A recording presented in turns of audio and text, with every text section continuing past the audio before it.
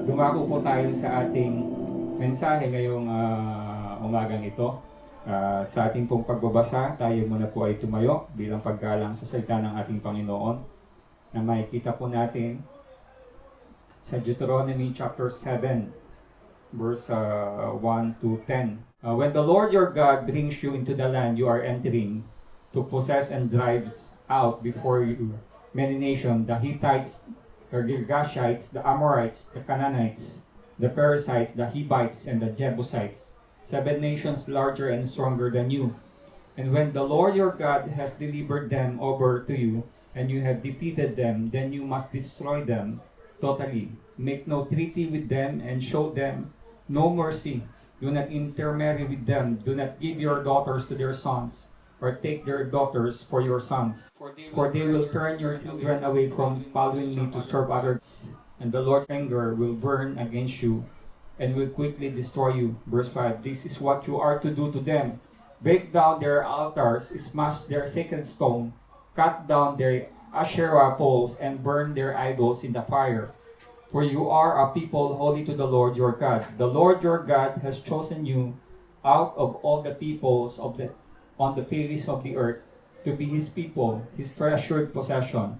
The Lord did not set his affection on you and chose you because you were more numerous than other peoples, for you were the fewest of all peoples. But it was because the Lord loved you and kept the oath he swore to your ancestors that he brought you out with a mighty hand and redeemed you from the land of slavery, from the power of Pharaoh, king of Egypt. Verse 9, know therefore that the Lord your God is God. He is faithful God, keeping his covenant of love to 1,000 generations, and those who love him and keep his commandments. Verse 10, but those who hate him he will repay to their face by destruction. He will not be slow to repay to their face those who hate him. And our focus verse, mga kapatid, is Deuteronomy chapter 7, verse 9. Know therefore that the Lord your God is God. He is the faithful God, keeping his covenant of love to 1,000 generations to those who love him and keep his commandments. Tayo po ay pandaling manalangin. Ang Diyos na dakila sa lahat, muli kami sumasamo sa iyo sa umagang ito. Nagpapasalamat, Panginoon, sa iyong kabutihan, O Lord, sa mabuting araw na ito na iyo pong pinagkaloob sa amin. Salamat, O Diyos, sa patuloy mong paggabay at pagbibigay sa amin ng pagkakataon sa oras na ito upang purihin ka, dakilain ka, maging sa amin pong mga kapatid sa kanilang mga tahanan. Patuloy nga iyong pong salita ay siyang magmensahe sa kanila, ay magminister sa kanila, Panginoon, to give them comfort, to give them your message sa umagang ito at sa lahat pa po na makakapakinig ng mensaheng ito. Salamat, Panginoon, gabayan mo po ang iyong lingkod at ikaw po manguna sa pagbibigay ng iyong mensahe. Pinupuri ka namin, dinadakila sa pangalan ni Jesus. Amen. Ang titulo po ng ating mensahe ngayong umagang ito ay God's Faithfulness, ang katapatan ng Diyos. Makakaupo na po ang bawat isa sa atin. Amen.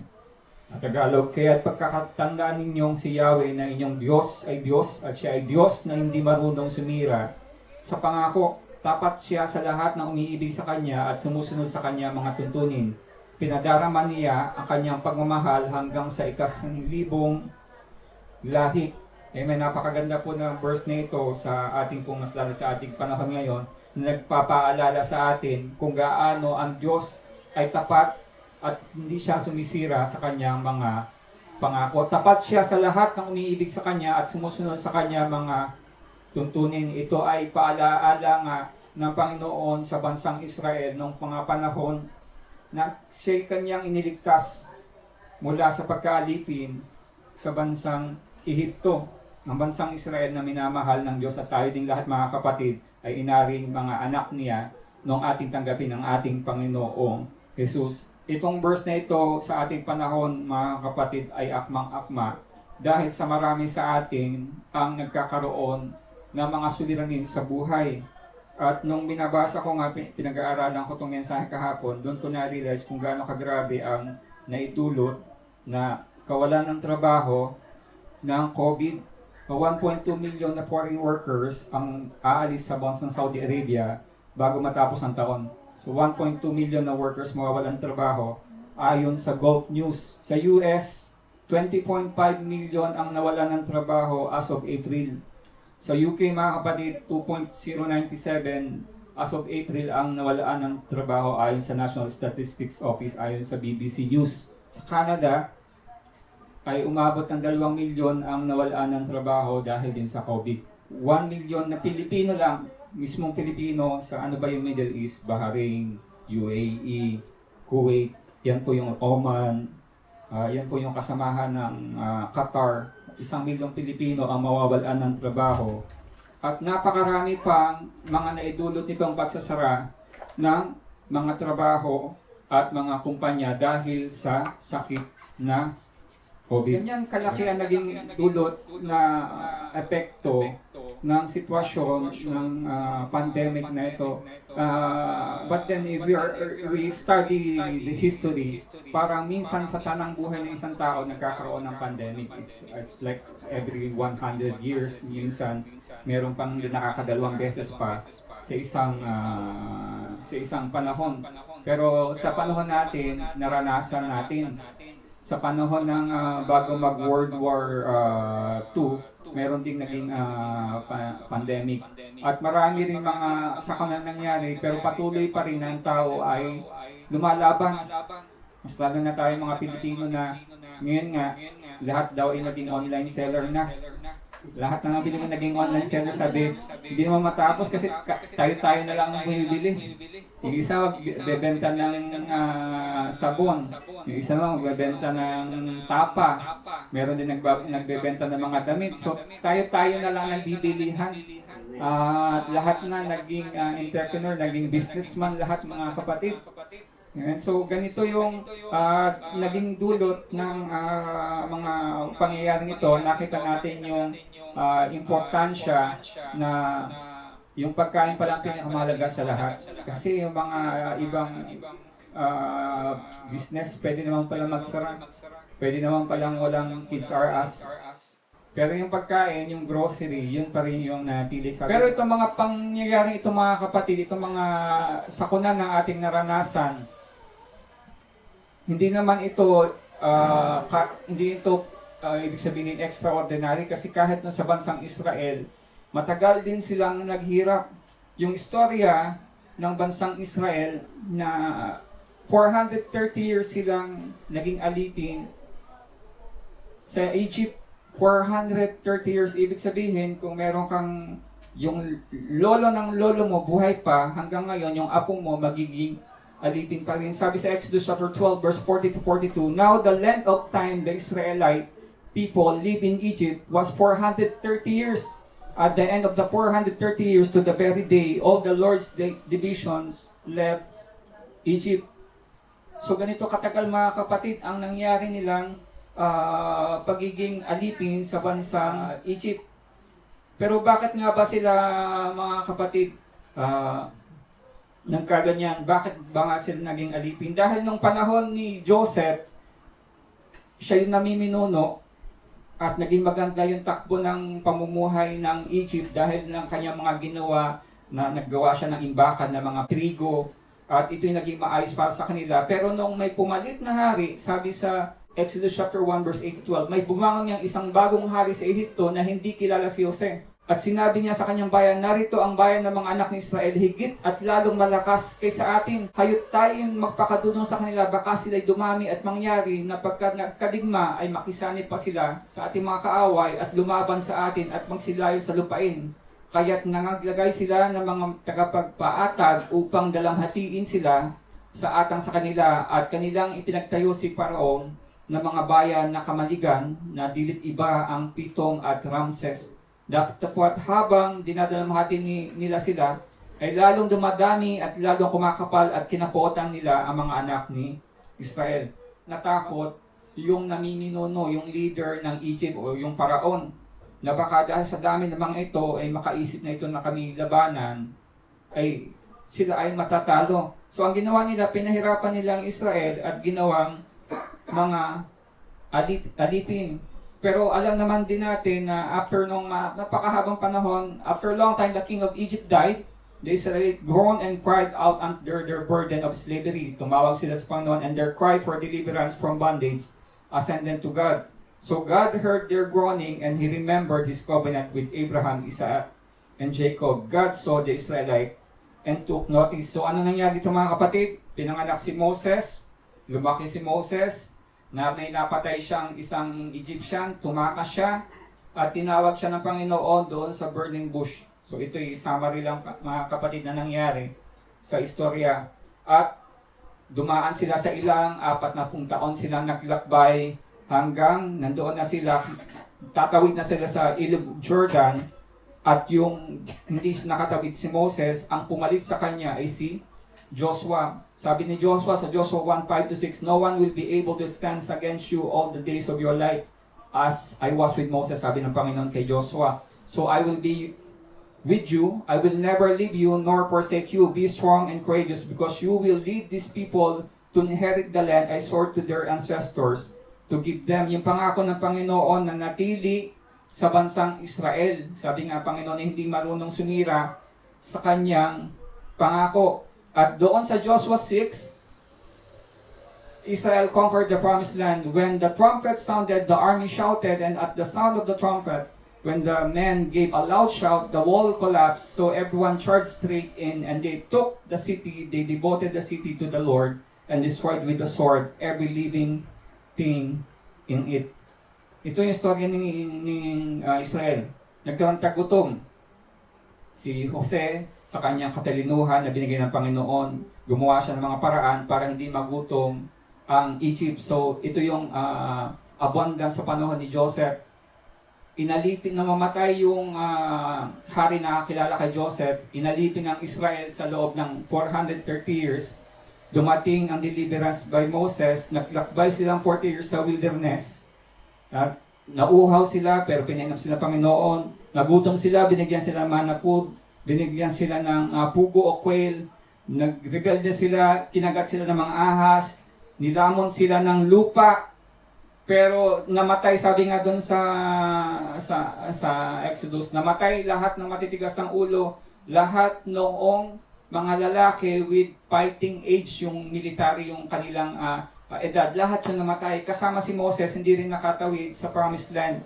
At nung panahon ni Joshua, napapunta sila doon sa Promised Land. Pero ang sabi ng Panginoon sa kanya, "Kaya't pagkatandaan ninyo, si Yahweh na inyong Diyos ay Diyos, at siya ay Diyos na hindi marunong sumira sa pangako. Tapat siya sa lahat ng umiibig sa Kanya at sumusunod sa Kanya mga tuntunin. Pinadarama niya ang Kanyang pagmamahal hanggang sa 1,000 lahi." Ito lang yung pwede nating panghawakan sa pangako ng Panginoon sa atin, na yung siyang nangako, ang Kanyang salita ay hindi nasisira, ito magpakailanman, katulad ng ating Diyos na eternal na nakahawak sa lahat ng ating buhay. Pero bakit nga ba nagtagal ang paglalakbay ng Israel ng 40 years? Sabi doon sa pag-aaral, pwede raw lakadin sa daming tao yun ng kahit na may mga kasama silang bata, kahit tumagal, 11 days, kaya na lahat sila makakatawid dahil hindi naman ganun kalayo. Kasi kung titingnan natin mga kapatid, yung Egypt papunta doon, susunod na doon, papunta na sa, kung straight lang yung dadaanan nila. Pero kung titingnan natin, nagpaikot-ikot sila mga kapatid, nanawid sila malapit sa dagat. At tumigil pa sila, nagkampa sila hanggang namatay ang lahat ng mga matitigas ng ulo. Inabot ng 40 years na pwedeng takwihin lang hanggang 11 days. Pero bakit yan mga kapatid? Kasi ang Israel, reklamado, matitigas ang ulo. Sabi nga minsan nung sinabi nila sa Numbers chapter 14, "At bakit kaya tayo dinala ng Panginoon sa lupain ito upang tayo mabuwal sa taba? Ang ating mga asawa at ating mga anak ay magiging mga huli. Hindi ba't magaling sa atin na tayo magbalik sa Ehipto?" At nag-usapan sila, tayo maglagay ng isang kapitan at tayo magbalik sa Ehipto. Gusto nila uli sila maging alipin. Ganito yung nangyayari mga kapatid, kapag masyado tayong nandoon sa isang sitwasyon ng ating buhay, yung dati nating kaisipan, nadadala natin kahit saan. Kasi sila, ang utak nila, utak alipin. Ano ba yung utak alipin? Kung meron kang, kung meron kang utusan, wala kang ibang pwedeng gawin dyan, kundi yung mga hindi kailangan masyado ng pag-iisip. Di ba? kapag tinuruan mo siya na may inutos sa kanyang isang bagay na medyo para kailangan gamitan ng isip, talagang asahan mo na mali yung kanyang gagawin. Katulad ng messenger. Kundi pag ang messenger, ibibigay mo lang kasi ibigay mo doon, kuhanin mo. Yun lang, dalhin mo ito, papirmahan mo, bumalik ka sa akin. Hindi, puntahan ka doon, i-explain mo kung ano yung document na ito, tingnan mo to, ipaunawa mo sa hindi pwede yung mga kapatid. Kasi mag-iinit yung ulo niya. Ba't ko hindi naman ako dito? Hindi ko to kayang gawin. So yung Israel mga kapatid, sa 430 years, wala silang alam na gawin kundi maging alipin. Maging alipin. Gayon din tayo mga kapatid. Huwag tayong mag-isip ng tulad ng alipin. Huwag tayong maging mangmang sa mga pangako ng Diyos na tayo kanya naniligtas, na tayo na kanyang pinalaya. Kailangan gayon pa rin tayo mga kapatid. At anong sabi nga ng Biblia sa isang mangmang? Kung paano ang aso na bumabalik sa kanyang suka, gayon ang mga mangmang na umuulit sa kanyang kamangmangan. So hindi maganda mga kapatid na kung aariin tayo na mga mangmang para tayong aso na sumuka at muling kinakain yung suka. So nakakaruming mga kapatid. Hindi yung nararapat para sa atin. Kung tayo nagkakasalang muli, sabi sa Hebrews chapter 10 verse 26 to 27, "But we go on sinning deliberately after receiving the knowledge of the truth, there no longer remains a sacrifice for sins, but a fearful expectation of judgment and a fury of fire that will consume the adversaries." Sabi sa Tagalog, matapos nating malaman at tanggapin ang katotohanan at pagpatuloy pa rin tayo sa pagkakasala, wala nang handog na may alay na para sa ikapagpapatawad ng ating mga kasalanan. Ang naghihintay na lamang sa atin ay ang kakilakilabot na paghukom at ang naglalagablab na apoy na tutupok sa mga kaaway ng Diyos. Ganyan mga kapatid, na matapos tayong iligtas ng Panginoon, matapos tayong makaranas ng kanyang grasya sa atin, kung tayo magbabalik muli sa pagkakasala, ang naghihintay sa atin ay apoy ng impyerno. Kaya sa ating mga kapatid, sa mga nakakapanood na alam na yung katotohanan, alam na yung mali, ito yung paalaala sa atin na wag na muli tayong bumalik sa pagkakasala. Kasi wala nang haing matitira, wala nang handog na pwedeng ialay sa atin, kundi impyerno na ang kasunod nito. So kung gano'n naman din kabuti ang ating Panginoon, what should we do to remain in His promises? How do we remain in His faithful promises? Sabi kanina dun sa ating nabasa kanina dun sa ating key verse, kaya pagkatandaan ninyong si Yahweh ang yung Diyos ay Diyos at siya ay Diyos na hindi marunong sumira sa pangako. Ang una po natin dapat gawin mga kapatid, let God be your God. Anong ibig sabihin? Let God be your God. In our faith, you shall have no other gods before me. Dapat iisa lang yung ating Diyos. Hindi natin dinodiyos yung ating trabaho, hindi natin dinodiyos yung ating asawa, hindi natin dinodiyos yung ating yaman, hindi natin dinodiyos yung anumang paniniwala o anumang posisyon, o baka may ibang Diyos pa tayong tinatawagan. Iisa lang po ang Diyos. Nag-iisa lang ang ating Panginoon. Sabi sa John chapter 10 verse 25 to 30, Jesus answered, "I did tell you, but you do not believe. The works I do in my Father's name testify about me, but you do not believe because you are not my sheep." Hindi raw niya naniniwala sila dahil hindi siya kanilang mga tupa. "My sheep listen to my voice. I know them and they follow me. I give them eternal life and they shall never perish. No one will snatch them out of my hand. My Father who has given them to me is greater than all. No one can snatch them out of my Father's hand. I and the Father are one." Amen. Nag-iisa lang ang ating Panginoon at sabi ng ating Panginoong Hesus, "Ako at ang Ama ay iisa." So hindi na po kailangan mga kapatid masyado pang paliwanag dyan kasi mismong ang Panginoon nagsabi na ang Ama at siya ay iisa. Siya lang ang Diyos mga kapatid. Romans chapter 10 verse 9, "If you declare with your mouth Jesus is Lord and believe in your heart that God raised Him from the dead, you will be saved." Alam ko naman tayong lahat nito ay nakatanggap na at tinanggap natin ating Panginoon bilang tagapagligtas. How then can they call on the one they not believe in, and how can they believe in the one of whom they have not heard? Hindi lang po ibig sabihin na kapag sinabi natin ating Panginoong Jesus ay Panginoon, ay tayo ligtas na. Pero dahil meron na tayong paniniwala, na-explain na sa atin, tinanggap na natin mga kapatid, meron na nag-preach sa atin, and how they can believe in the one of whom they have not heard, and how can they hear without someone preaching to them? So may proseso, may pagkakataon ka para magtanong, para alamin nga ba kung ito nga ang ating pananampalataya na dapat natin sundin. At yung pananampalataya natin mga kapatid ay ginawa din natin yung pagsisisi, yung pagpabautismo. Sumagot si Pedro, pagsisihan ninyo talikuran ninyo mga kasalanan at magpabautismo kayo sa pangalan ni Jesucristo upang kayo patawarin at tagapin ninyo ang kaloob ng Espiritu Santo. Let God be God in our faith. At kung ang pananampalataya po natin, ang pagkakilala natin ay ang Diyos ay ang ating Panginoong Jesus, huwag na tayo magkaroon ng ibang Diyos pa sa atin. Kilalanin natin siya na siyang may hawak ng ating buhay, na siyang nakakakilala at nakakaalam ng ating bukas. Palakpakan natin ating Diyos sa buhay. Let God be God in our faith. Let God be God in our relationships. Do not be yoked together with unbelievers, for what do righteousness and wickedness have in common, or what fellowship can light have with darkness? Huwag po tayo makipamatok sa hindi mananampalataya. Hindi lang ito sa relasyon na bilang mag-asawa o kaya magkasintahan. Maging mga kapatid, yung mga ginagawa nila, kung alam mo sila ay makakasama sa iyong ugali o sa iyong pagkatao, huwag ka na makikisama sa kanila. Kung ang kasama mo ay puro magnanakaw, alangan namang sasamahan mo sila sa pagnanakaw, ikaw yung lookout. So lalayo ka doon mga kapatid. Do not be yoked together with unbelievers. Yung mga maling gawa nila, lalayuan mo ng mga tao yun kasi kalimitan, ikaw yung madadala. Kunyari, ang sasamahan mo ay yung mga mahilig magbulakbol ng mga klase. So kung kabarkada mo sila, ikaw rin, hindi ka rin aatin ng klase mo. Kung ang iyong kasama ay mga chismosa, alangan namang sila usapang-usapan, ikaw ay tahimik lang.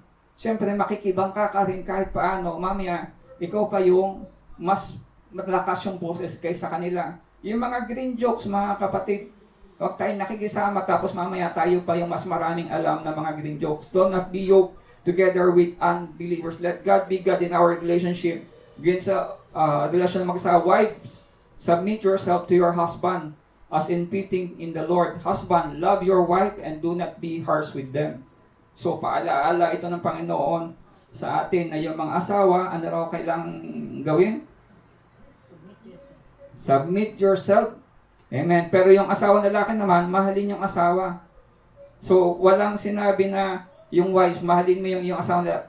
Basta magpag-submit ka, respetuhin mo. Pero yung lalaki, mahalin mo yung iyong asawa. And do not be harsh with them. Huwag po nating pagmamalupitan yung ating Panginoon. Let God be God in our relationship. Let God be God in our finances. Honor the Lord with your wealth, with the first fruit of your crops, sabi sa Proverbs chapter 3, verse 9. Nung panahon po kasi ang uso pa ay yung pag-aani, yung pag-aalaga ng mga tupa. So yung yung first fruit po ng ating pong mga inani, yun yung ibibigay sa natin sa Panginoon, yung pinakamagaganda. At ito yung tinatawag din panahon nila ay ikapu. Malakay chapter 3, verse 10, bring the whole tithe into the storehouse, that there may be food in my house. Test me in this, says the Lord Almighty, and see if I will not throw open the floodgates of heaven and pour out so much blessing that there will not be room enough to store it. Ito pong Malakay chapter 3 verse 10. Ito parang napakaraniwang verse lang, pero napakaraming patotoo nito mga kapatid. Kasi marami akong kakilala na napakababa pa ng kanilang sweldo at napakaliit ng kanilang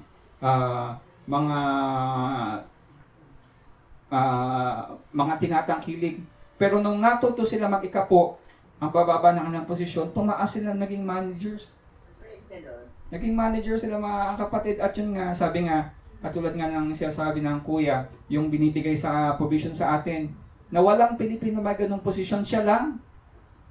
Eh hindi naman siya nag-graduate sa Harvard o anumang mataas na universidad, hindi nga siya nagdilasal. Di ba? Siya ay taga St. Teresa lang siya mga kapatid. Ayan. Pero bakit binigay sa kanya posisyon? Yung mga Canadian na iinggit sa kanya. Ito po ay provision ng Panginoon sa atin kung ikaw ay matututo sa pagbibigay. Kasi pagka ang sweldo mo ay 10,000, yung 1,000, so okay lang 1,000. Pero pag sumisweldo ka na ng 100,000, magkano yung 10% noon? 10,000, di ba? Parang sweldo na ito ng iba. Paano kung sweldo na 500,000? Di 50,000? So habang lumalaki, doon tinuturuan tayo ng Panginoon na hindi naman talaga sa atin, kailangan nating ibigay sa Panginoon ang dapat na sa Panginoon. Amen. Maging mabuting katiwala. Matthew chapter 25, verse 20 to 21. Sabi po sa Matthew chapter 25, verse 20 to 21. At ang tumanggap ng 5 talento ay lumapit at nagdala ng 5 pang talento na nagsasabi, Panginoon, binigyan mo ako ng 5 talento, narito ako'y nakinabang ng 5 pang talento. Sinabi sa kanya na kanyang Panginoon, mabuting gawa, mabuti at tapat na alipin, nagtapat ka sa kakauting bagay, pamamahalaan kita ng maraming bagay na pumasok ka sa kagalakan ng iyong Panginoon. Amen. Ito po yung isang bagay na marami sa atin ang nagtataka minsan bakit yung meron na tayo nawawala pa. Kasi maaaring hindi tayo mabuting katiwala o steward ng Panginoon.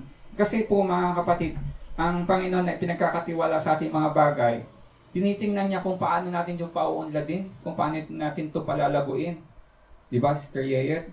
Na dati ang binibenta mo lang ay 100 ice candy lang, pero ngayon, libo-libo na.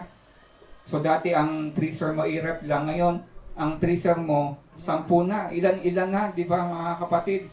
So yung pagtitiwala natin sa Panginoon kasama na yung ating pagganap sa ating pong tungkulin na ibigay yung para sa Kanya. Pastor, puro tayo yung pinag-uusapan mga kapatid. Pasensya na po, nakalagay sa Bible, tayo po ay full gospel. Wala pa tayong dapat ligdangan. Dapat nating isulit sa Panginoon dahil gusto rin natin na kung paano tayo pinagpapala, paano kami pinagpapala, yung mga nagbibigay na ikapo, gayon din sa lahat na hindi pa nakakagawa ng gano'n. Gusto nyo bang pagpalain kayo? Magkaroon kayo ng bahay na 3 ang grado, di mga kapatid? Kung iisa pa yung grado ng bahay mo, kahit 1% ay hindi mo maibigay, kundi kapag naalala mo lamang. Meron nga mga kapatid tayo na kahit na salamat sa Panginoon na yung kanilang puso sa pagbibigay, kahit walang gawain ngayon, pinadadala nila. Ito po ang tithes po namin, pinadadala sa ating po mga kapatid dahil naalala nila na may pangangailangan ang simbahan. Put your hope in God. 1 Timothy chapter 6 verse 17 to 19. Command those who are rich in this present world not to be arrogant nor to put their hope in wealth. Huwag po nating ibibigay, ilalagak yung ating pag-asa sa ating kayamanan, which is so uncertain, di ba? Minsan, punong-puno tayo ng pera o marami tayong pag-aari. But to put their hope in God, alam niyo po ba yung isang kumpanya ngayon, yung Wirecard ba, na meron daw silang ilang bilyong dollars na nakadeposit sa BPI at saka sa BDO. Dahil nagkaroon ng auditing, sabi yung pera nasa Pilipinas, ito ay buong mundo. Pero nung sinabi sa Pilipinas, yung pala pineke ng ilang opisyal sa BDO at saka sa BPI. So ngayon, di alam kung saan napunta yung perang yun. Yung kanilang value sa stock market ay nag-zero na ngayon, bumaksak na. Nung nakaraan, 75% na down. Napakayaman, pero ngayon, hindi nila alam kung nangyari. Hindi nila alam kung saan napunta yung perang yan. Ibig sabihin, yung napakaraming mayayaman, hindi po pinag-uusapan dito ay million lang, kundi billion mga kapatid na pinag-uusapan dito. Which is uncertain. But to put your hope in God who richly provides us with everything for our enjoyment. Hindi lang needs mga kapatid pati enjoyment. So kailangan din nating i-enjoy yung binibigay sa atin ng Panginoon. Commandment to do good, to be rich in good deeds. Hindi mayaman sa pera, kundi mayaman tayo sa mabubuting gawa, and to be generous and willing to share. Yun pala, kapag kamayaman pala si Sister Yeyet, dapat nag-share, di ba? Hindi ba ibig sabihin mamimigay tayo ng palagi ng pera? Yung kaya po natin ibigay mga kapatid. In this way, they will lay up treasure for themselves as a firm foundation for the coming age, so that they may take hold of the life that is truly life. So anong point ko dito mga kapatid? Yung pera natin, huwag natin dino-Diyos. Yung ating mga sasakyan, yung ating magagandang bahay. Meron tayong kilala na ano pa lang, motor pa lang, galit na galit siya nung maggurlisan yung kanyang motor. Motor pa lang yun mga kapatid ha. Hindi pa naman modelo, kundi second hand pa. Galit na galit. Pero nung nagurlisan yung sasakyan na bago nung kaibigan kong pastor, sabi, may insurance naman yan, wala naman po. Basta may insurance, sabi niya, wala naman problema. Takot na takot yung Pakistani na nakabangga. At nung may dumating na pulis, binaligtad niya. Sabi niya, mabilis ang takbo nito, binangga kami. Sabi no hayaan na lang niya yung Pakistan. Ay binabaligtad siya, na gusto pa siya ibayaran. So nangyari, sige, ganyan ka ha. Meron akong camera, naka-record lahat. Hindi kinulong yung Pakistan na sana ay binigyan nila. Kasi masyado nating mga kapatid, tinitingnan yung mga bagay kung saan tayo makakalamang o mauutakan natin sila. Pero hindi po dapat mangyari yon mga kapatid. Let God be God in our riches, in our finances. Hindi yung kapag lumaki na yung bahay natin, ang gusto natin, yung gate natin is mga 500 meters para pag kumatok yung kamag-anak mo, hindi mo maririnig. Diba? Yung naka-schedule lang pag may delivery lang. Huwag po ganun mga kapatid, tataasan natin yung bakod natin na hindi na yung kita yung tao sa kabila. Merong mga bahay diyan sa bayan, sa Batangas City, na hanggang ngayon kwento pa lang sa amin. Sabi niya, sa mataas na bahay diyan, may leon dyan sa loob. Pero hindi pa namin napapasok. Kasi nga, hindi namin alam kung sino nakatira. Mga kwento-kwento pa lang, hindi rin namin alam kung may nakatira pa. Kasi nga, sinarado nila yung kanilang sarili dahil iniisip nila na sila ay marangya kaysa doon sa iba. Nung napasok ko yung bahay ni Dr. Pastor, napakaganda. Pero sila, binubuksan nila yung kanilang gate para sa mga tao. Kahit ganoon sila. Kaya mga kapatid, kaya Sister Emmy, kapag kayo maman ka ng uli, amen, kumustahin mo naman yung mga nangangailangan din ng tulong, bigyan mo sila ng ayuda. Amen. Katulad ng mga kapatid na natin nasa US na nagbibigay ng ayuda ng mga tapa, mga kapatid. Salamat po, mga kapatid. Let God be God in all aspect of our lives. Sa Proverbs chapter 3, verse 5 to 6, very famous verse. Trust in the Lord with all your heart and lean not on your own understanding. In all your ways, submit to Him and He will make your paths straight. Sa Tagalog, kayawi ka magtiwala, buong puso at lubusan. Huwag kang mananangan sa sarili mong karunungan. Sa lahat ng iyong mga gawain, siya ngay alalahanin upang ikay patnubayan sa iyong tatahakin. Yung bang mga plano natin mga kapatid, kunyari, tayo ay mangingibang bansa. Huwag yung parang pagmamayabang natin na, mag-a-upload ako, okay na lahat ng papeles ko, ganito, ganyan. Mamaya, ma-deny ka pa. O mamaya, sumabit ka sa medical. O mamaya, magkagera. Uwi ka. Meron nga ako kakilala sa Libya. Nangutang na siya. Alam niya, makakali siya. Mataas yung kanyang sweldo. 3 buwan pa siya sa Libya, nagkagera. Uwi. Kasi hindi niya iniisip na pwede mangyari yung mga ganung mga bagay. Hindi niya pinagkatiwala sa Panginoon. Kristiyano siya, hindi siya dumadala ng gawain. So ayaw mong matin ng gawain, uwi ka sa Pilipinas para maka-attend ka ulit. Walang trabaho. Hanggang ngayon wala pang trabaho. 8 years na, mga kapatid, na walang trabaho. Maasa lang sa kanya pong kamag-anak. So ganun mga kapatid, ang dapat natin gawin na yung lahat na ating mga plano, yung ating mga lakad, kung magtatayo tayong negosyo, yan natin sa Panginoon. Ano bang negosyo natin? Baka negosyo natin nightclub. Pastor tayo. So hindi ko isipin ko paano mangyayari yun. O kaya karaoke bar na may mga alak. So ang hirap naman na pagkatapos magbabasagan ng mukha yung mga doon. So hindi, pastor naman ako ang aawat sa kanila. So mahirap mga kapatid na para lamang tayo ay kumita, para lang tayo umalwan, ay gagawa tayo mga hindi karapat-dapat na bagay para sa atin. Na hindi yon in becoming of Christian. Plano natin bumili ng property, ipag-pray natin. Pagtatayo ng bahay, ipag-pray natin. Kasi yung bahay mo, kahit gaano kaganda, nung nagkalindulan, bumaksak. Yung mga hotel nga, bumabaksak. So ipagkatiwala natin sa Panginoon, tayo ay patuloy na lahat ng ating iniisip na gagawin, palagi, prayer, kailangan nating isang guni sa Panginoon. Pag-aasawa, yung relasyon, amen. Napakarami akong kakilala na hindi naging mabuti yung kanilang buhay dahil sa mga ganong pagkakataon na hindi nila sinangguni sa Panginoon. Anong ikalawang bagay, mga kapatid? Love the Lord your God and keep His commandments.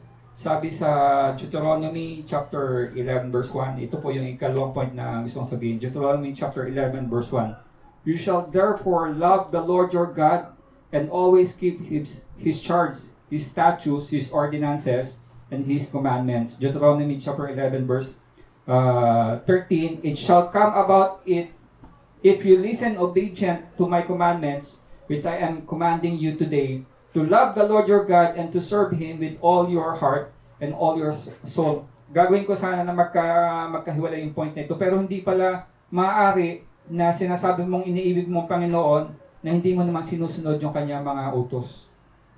Hindi pwede mangyari, mga kapatid, sabihin mong mahal mo yung iyong nanay, pero hindi ka naman mautusan maghugas ng pinggan.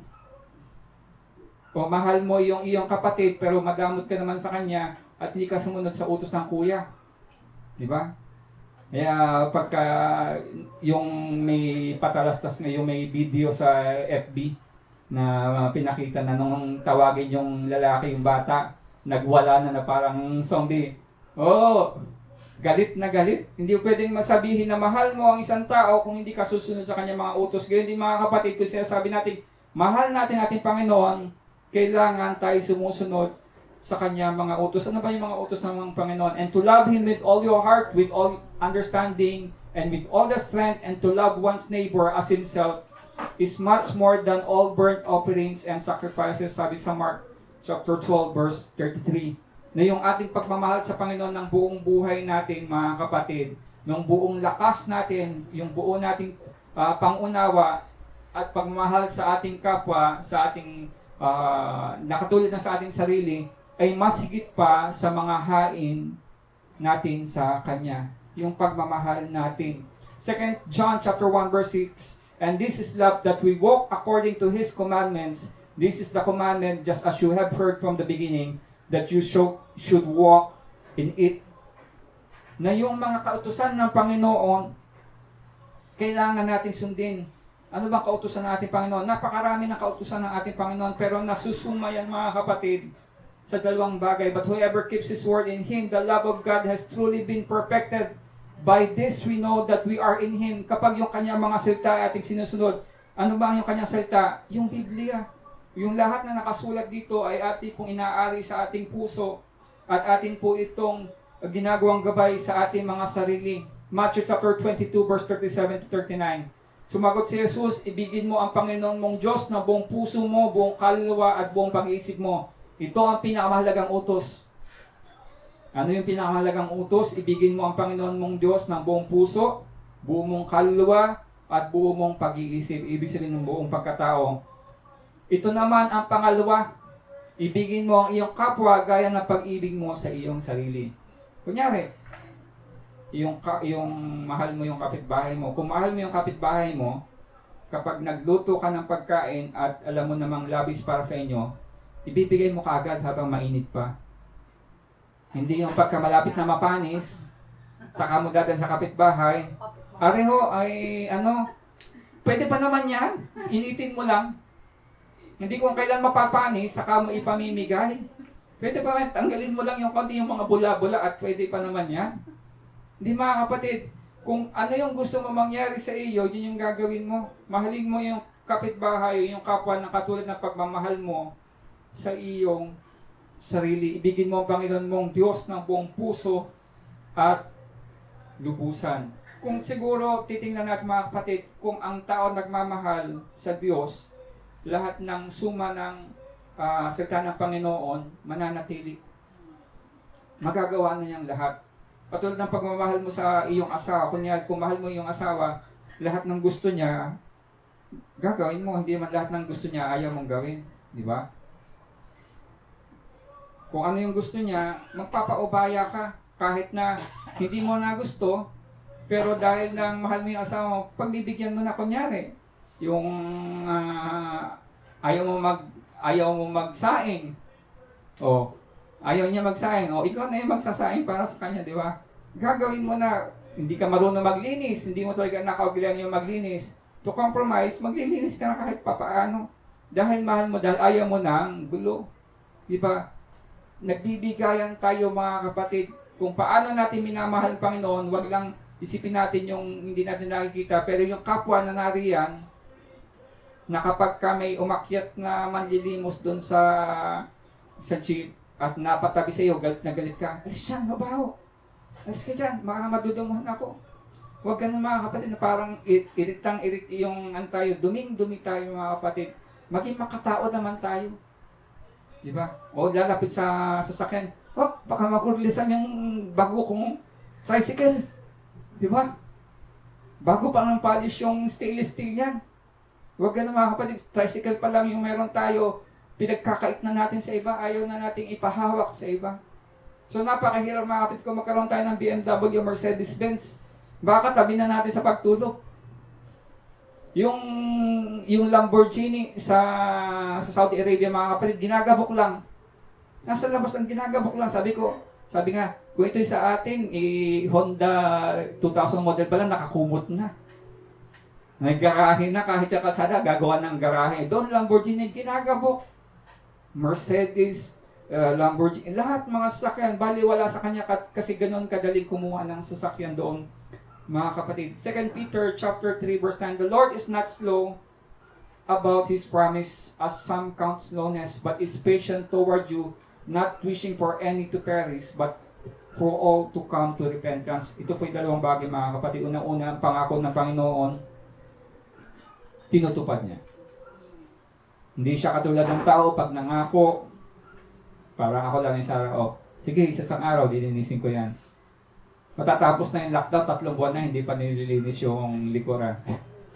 So, ganun tayo mga kapatid, nakalimutan ko, bukas na lang, o sa isang araw na lang, o ganito, ganyan. Pero ang Panginoon, hindi ganun mga kapatid. Gayon din siya, na siya ay patient sa atin, na iniintay niya tayo na humingi ng tawad.